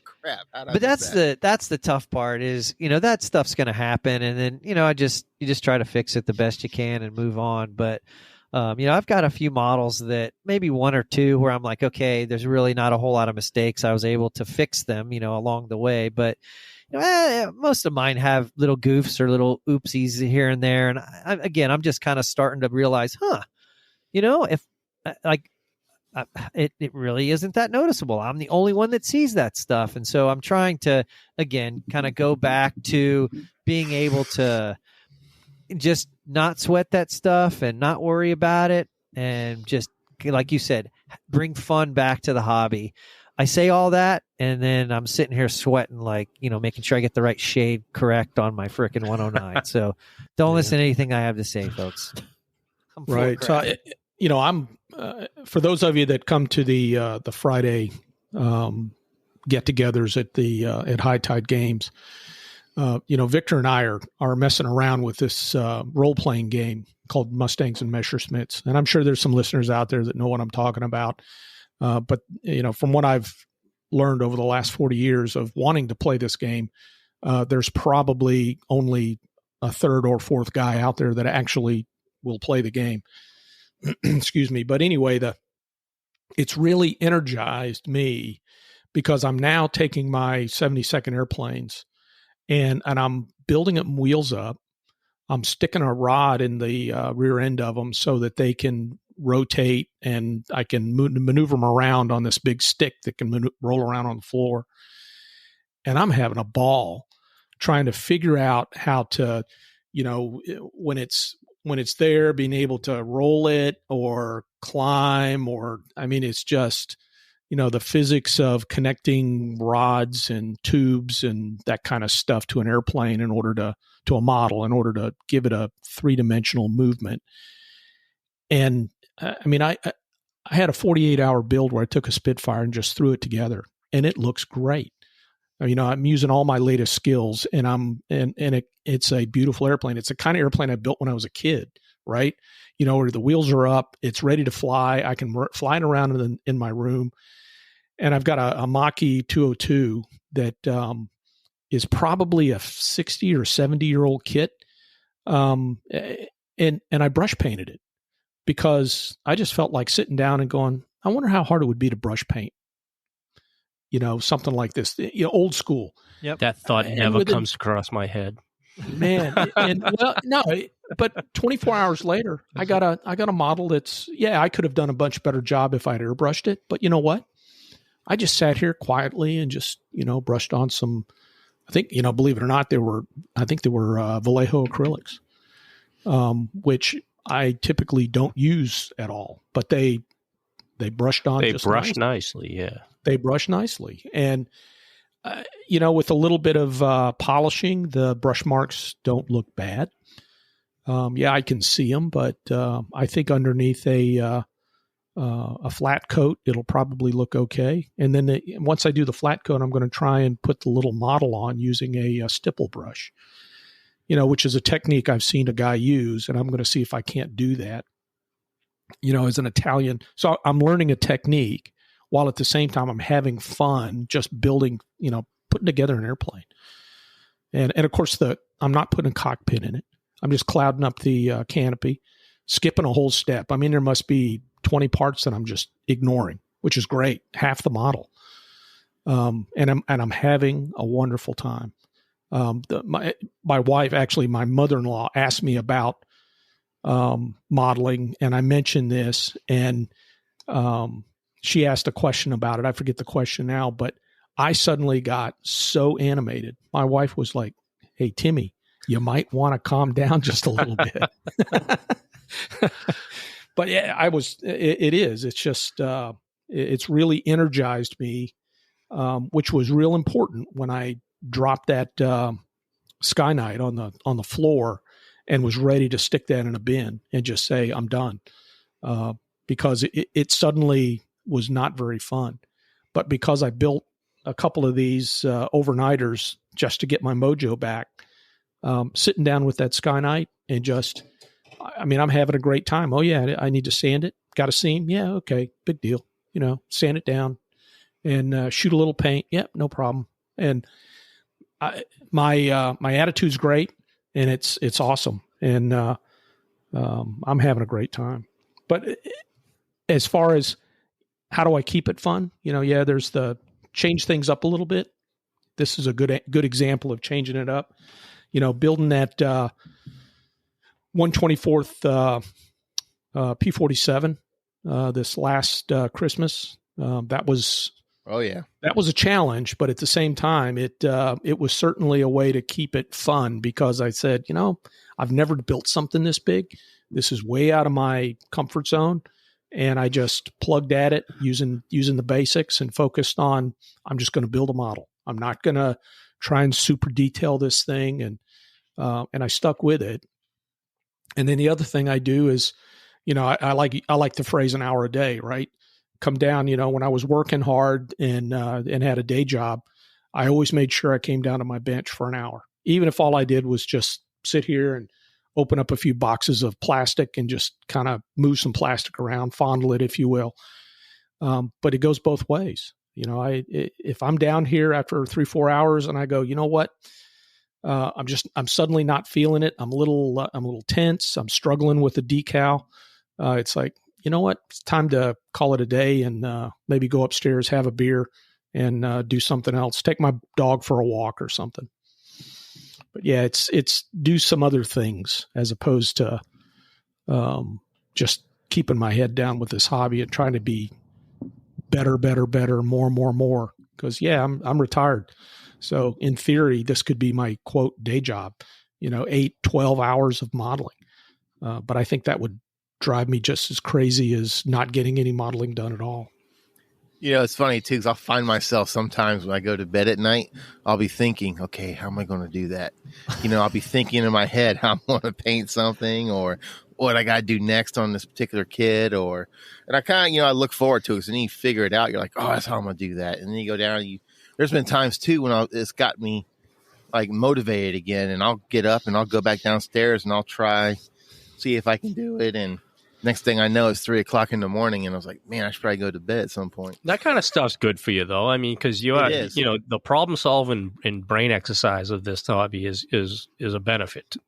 Yeah, it keeps the mind sharp, especially as you get older.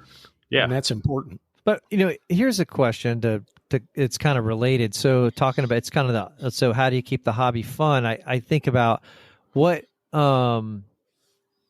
keeps the hobby from being fun.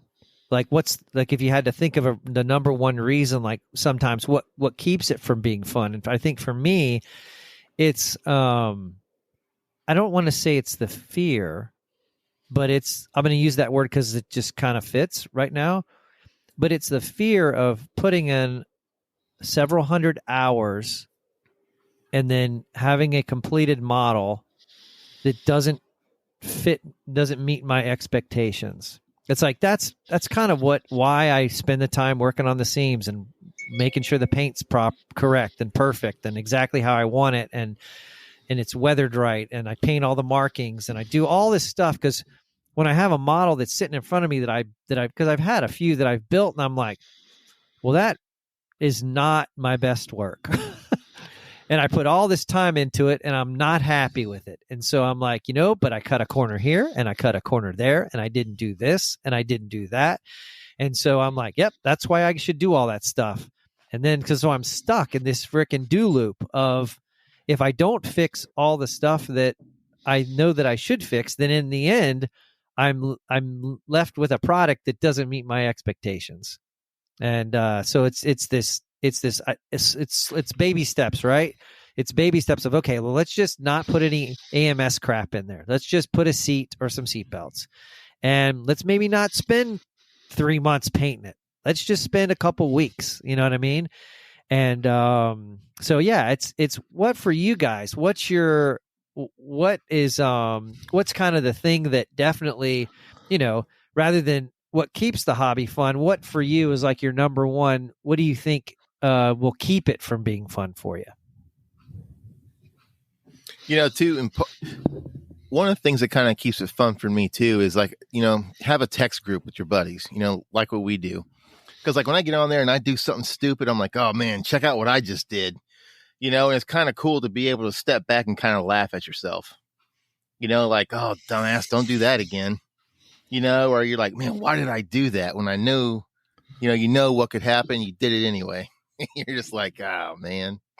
And then you got to start over, and then you got to strip something down, and then you've got to. Well, there's nothing worse than having a group of folks tell you how jacked up your stuff is, and you better fix it. Like, I don't know. I don't know how that contributes to the fun of the hobby, but yeah, I don't think it contributes at all. Some twisted way it kind of does. I don't know, because it makes you realize, whatever, Well, they're your buddies. They're going to razz you about it, and it kind of makes it, it kind of makes it fun. You're like, yeah, I guess so. Well, if you're like, hey, what do you guys think of this? All bets are off. But if you're just like, hey guys, what do you check it out, I just finished my whatever, then there shouldn't be a lot of, hey dude, you didn't fill the panel line on the aft hind quarter on the starboard side. It's not supposed to be, that kind of thing. So that's not fun. Those are mojo suckers right there. But if somebody's going to ask, hey, is there something I could do that would make this more accurate, and I know the answer, I'll provide it. But if somebody says, hey, what do you think about my model? I'm not going to tell them what they did that was inaccurate. It's like, first thing I'm going to ask them is, did you have fun building it? And if the answer is yes, then you know what? My opinion at that point really doesn't matter. Because, if in terms of what I think about it, I'll say that I think it's cool, or I'll tell them what I like about it. If I think they maybe overweathered it, I'll tell them I think it looks a little overweathered, but that's not my style, but hey, if it's their style, go for it. At the end of the day, I'm not going to criticize people, because the last thing I want to do is take the fun out of their hobby. And that's what I'd be doing if I, shit all over their, excuse my French, but shit all over their model. Yeah, that's the worst. I don't want them doing that to me. That's the worst thing you can do to, some folks that maybe don't have, a total skill level. Like there's a few people that I, think about, they're just learning. And so you sure don't want to, dump all over their stuff. Even if they ask you, hey, critique it for me. Like, I'm not going to crap all over them, when I ask, like, for example, one of you guys asked me, hey, what do I think? I'm going to tell you what I think. If somebody who's just learning, it's going to be a different answer. I'm not going to sit there and just, I'm going to be much more positive than I am negative with what they're working on, what they're building. Cause we all have, even me. I mean, I still have tons of room to improve. I mean, there's certain things that I do that I'm like, that wasn't all that. I didn't really pull that off all that well, or I don't know how to really do that particular skill all that well. So sometimes to bring the fun in is, again, it's just to don't sweat the small stuff. Just, I want to go back to, as a kid, just enjoying building and build more. That's what I want to do. I don't build enough, taking me a year and a half or so to a year and a half to build a model. That's just stupid. I shouldn't take that long, but problem is I work. We all work. No, most of us work. Sorry about that. That's okay. And, but yeah, I come home and I there's other stuff that I like to do. I don't just build models. I probably spend more time playing golf and doing other stuff than I ever do down at the bench. And that's just life. But, one of these days, hopefully I'll be able to just work on models and play golf, and that's it, So, but until then, that time will come. I mean, in my case, it's I do two things. At least according to my wife, I only do two things, and that's model and sail. I do other stuff around the house, and I mean, I have to, or else I wouldn't be married very long. But I walk my dog 4 times a day. I do other stuff, I mean, it's just a lot of different things that go on. And you, as you said, that's just life. Scott, one of the things you mentioned earlier about, what's the thing that makes it not fun? And I'll offer that, because kind of the way you described it was, you seem to be more focused on the destination instead of the journey. And I've always looked at modeling as a journey, because if I reach the destination, why would I ever build another model? because the destination would be the perfect model, right? Whatever your magnum opus is. And it always seems to me that I'm on a continuous journey here where I'm always trying to learn, always trying to be better at modeling. So yeah, sure. I sometimes, do I fear finishing a model? Absolutely. Why? Because it'll probably never be the model I saw when I laid the sprues out and said, it's time to start clipping plastic and spreading some glue on these things. And, in my head at that time, that thing was going to look a certain way. And at the end of the journey of that particular model, it wasn't necessarily the same. I got to admit, so far, my Skyknight absolutely is what I had envisioned. It hasn't deviated other than the nosedive it took. There you go. But it's one of those rare occasions. Usually I get disappointed and just want to forget about a model, but my attitude with this one is greatly improved. And I think it's helped by doing this other stuff and enjoying building and like I said, the journey, as opposed to focusing on the destination. And I think that your point is perfect, Tim, because what it does is it just shows how quickly and how easily, like just speaking for myself, that I can get trapped in the product, the finished product, and forget about just enjoying the process of build. Because when I was young, man, every single little piece I put together and every little piece that I painted, it was fun. And I couldn't wait to start. That's why I would build like several kits a month. I mean, I have a record from 1982. I think I started writing in this book every model that I built, and I'd make these little, like, this sucked or that was good or whatever, the fit was bad or what. From 1982, man. I was 11, and I still have it. And every time I finish a model, I do a little write up and I put it in there. And I look now and I'm like, I finished 2 models. And then I look back in 1983 or 1984 and I finished like 17, because you're just like cranking them out, putting stuff together, having fun, putting them on your shelf and making little diorama bases out of cardboard. And it was just fun. And so that's my goal, is to get back to that. Cause I think you're right. It's the getting too wrapped up in the end product. And even if I'm my own worst critic, I'm judging myself. Like, I'm like, all right, dude, well, you better not mess this one up. This better look freaking good, and I wish that guy would just kind of shut up sometimes, and just go away. And then I could just, the 12-year-old kid would pop out and we'd have some fun, just putting some slapping plastic together and painting stuff, so maybe one of these days. Whitey, you've been quiet. Listening. You learn a lot from listening. But as far as the what makes it not fun question, that's a good one. There's certainly, we all have those things about building a model, regardless of subject, that we hate doing: filling seams, painting wheels, rescribing stuff. Those steps are always there. For me, the one thing that makes it, quote, not fun, and I don't mean this in a terribly awful way or anything like that, but deadlines I don't like. I talked earlier about this Mavis, and I want to get it done before Tim's giving me a deadline, and that's great because it's going to push me, it's going to motivate me toward that. Yeah. But I don't like that. I don't like feeling like, oh man, I have to get down. Like, sorry.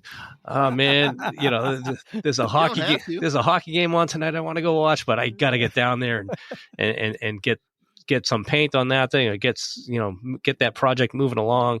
Because I'm volunteer you. I know. Yeah, exactly. I mean, and then again, a lot of the entire hobby is self-induced, right? I mean, I could just go, screw it. I don't care if this thing makes it to the club display. What am I going to, because I'm not going to lose out on anything, am I?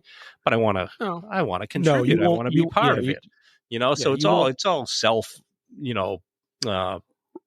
whatever. It's self-induced. Self-induced. There you go. You just won't be in the club anymore. I get kicked out. I know. I have to reapply. No. You can still show up at the meetings. Just nobody will talk. I'm just no. You'll sit. In I got to sit in that other table chairs. over there. Yeah, you'll come in and I'll point and say, Whitey, you need to sit over there. Yeah. But that's really it as far as like what makes it not fun is those. That's why I got away from doing commission builds, and I'm away from doing commission builds. But I a couple of guys around the office, they know that I do. I have a few displayed in my office, so they know I build these things, and I have a little bit of talent with an airbrush, right? So, like my one boss the other day hit me up because he had this old chess set that he's had for years, and a couple of parts got lost in the move. It's a Revolutionary War set, and so with the advent of 3D printing, right? So he had a couple of the missing pieces. He had the duplicates scanned and 3D printed, and of course hey, you know what? Can you paint these for me? I know you know how to like paint like figures and miniatures. And I'm like, yeah. I'm like, sure. Like, Yeah, I think I got a spare can of Rust-Oleum laying around. I should just do a real shit that's job. Awesome. You just show up with pull a can of Rust-Oleum out of your drawer at the office and just standing there and you go, is that the color you want it? Because it's the only color I got. Oh man. With 2 weeks later, it's a it's a big melted glob on his desk, on his chess set. No, but I mean, yeah, maybe that's, I show up and I've done a horrible job of it, right? And they go, here, all done, and then I never get asked again, right? Yeah, that's one way. It'll work that way, right? Yeah. No, but but when someone does that though, and I'm sure we've all been approached, I go, okay, and I'm right up front with when someone like that asked me, I was like, okay, do you need them right away? Because I got a few other things I'm in work on. No. Like, whenever you get to it type of thing. And I'm like, sure. All right, roger that, man. I'll get to it, And then like a week later, they're like, are you done yet? No. No. I mean, that's, yeah, I hope not. Right. Guy owns the company. You said you'd have these done, Mr. White. I'll get to them. Get a 3D scan. It was a phone call. It won't be a year from now, but it's not going to be next week either. But commission builds is something I've mentioned before, and again, a lot of time it depends on who the person is. But back when I was still active duty and guys would hit you up, and a lot of time when you throw a price at them, that keeps them quiet pretty quick. Yeah. What? You want $500? Yes. It's called minimum wage. And that's all I'm charging is minimum wage. Pretty much. It takes 100 hours. Do the math, buddy. You think you want to go home at night and just work on stuff for them? Yeah, no. But I think they probably think, because we've all been asked. You guys are great about doing commission builds. I just tell people no. I'm not. And they're like, "Oh, what's up with you? You won't. How hard is it?" And I'm like, "It's hard. Okay, it's not easy. No idea. It's just yeah, no. Yeah, to do this quality of work, the quality you expect will take between 150 and 250 man hours easily. Yeah, at minimum wage. At artisan wage, here's the price. At minimum wage, it's this. Guess what? My time's worth a lot more than minimum wage. Yeah. I had a guy ask me one time how much he charged me, or how much I would charge him to do a P3, and I think I told him like $600. And he looked at me, and I was like, "Well, what's your time worth to you?" And he was like, "Yeah, a lot of people don't think of it that way at all." I was like, because I'm the one that's got to deal with, as I look over my shoulder, my wife complaining that I'm not upstairs hanging out with her because I'm down here trying to work on something for you. And the cost that I'm paying is I'm pissing off the wife, who I live with. And yep. I don't live with that person. And so when I do a commission bill, I just tell them, look, you'll get it when you get it. I'm not going to blow you off. I was like, but I got stuff that I'm working on. I was like, I got a life too that I got to balance, and it'll come up in the queue, and I'll get to it when I get to it. Amen. Yeah, absolutely. Well, yeah, and I think but I do think above all, keeping the hobby fun is just I'm trying to make an active actively trying to not sweat the details and to just, see like, okay, how can I really make this more fun? How can I build a little faster? And to be honest with you, it's working out. Like, I feel like I am starting to build a little bit quicker. So it's just have to try it, give it a whirl and see, hey, what if I only spend a week painting this thing by, a month? Does it look the same? Oh, well, look at that. Looks, because I know some folks that can crank them out, man, and their stuff looks amazing.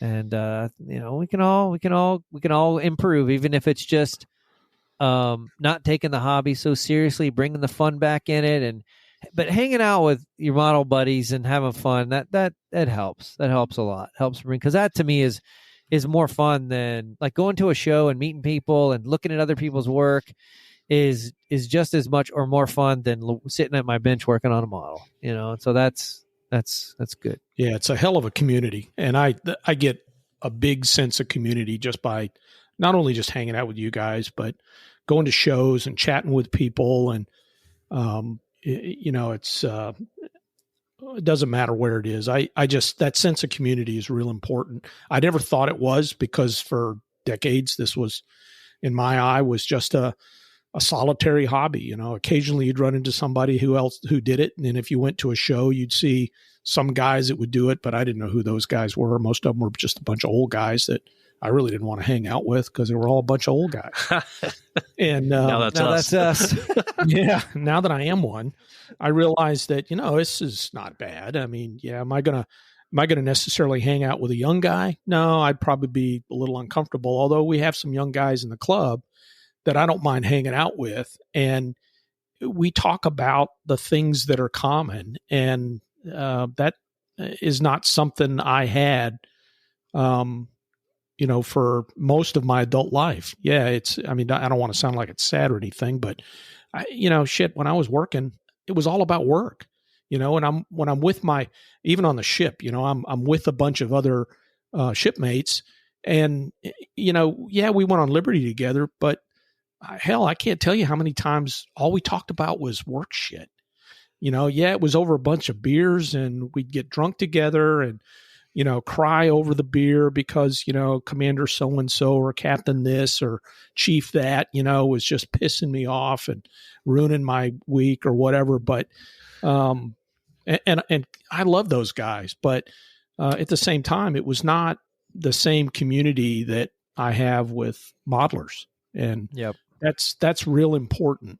And it's a real big thing I get out of this, and what makes it fun and why I enjoy this hobby so much. Hey, thanks, guys. Thanks for weighing in on that topic. I just thought it was something kind of, that we could discuss, because all the stuff is going on now that we've all heard about, and, it's our hobby. It's supposed to be a hobby, and let's keep it fun. All right. Well, I'm going to close up this episode. And before we go, I want to take this time to thank our many listeners, gracious sponsors. Without our listeners and our sponsors, we wouldn't be able to take the time to sit here and to do, and talk about, have a podcast where we talk about what we all love to do. And so I want to thank Detail and Scale, Furball Aero-Design, Basis by Bill, Tamiya USA, and Sprue Brothers. Well, that's it, everybody. Another show is in the books. We hope you enjoyed listening as much as we enjoyed sitting here discussing the hobby, and we want to thank you for making us a valuable part of your bench time. We hope you can join us for the next podcast, but for now, be excellent to each other and get to the bench and build something. Out from the geeks. Make your 10, boys. Make it like you're 10. See ya. All right. Good night, everybody.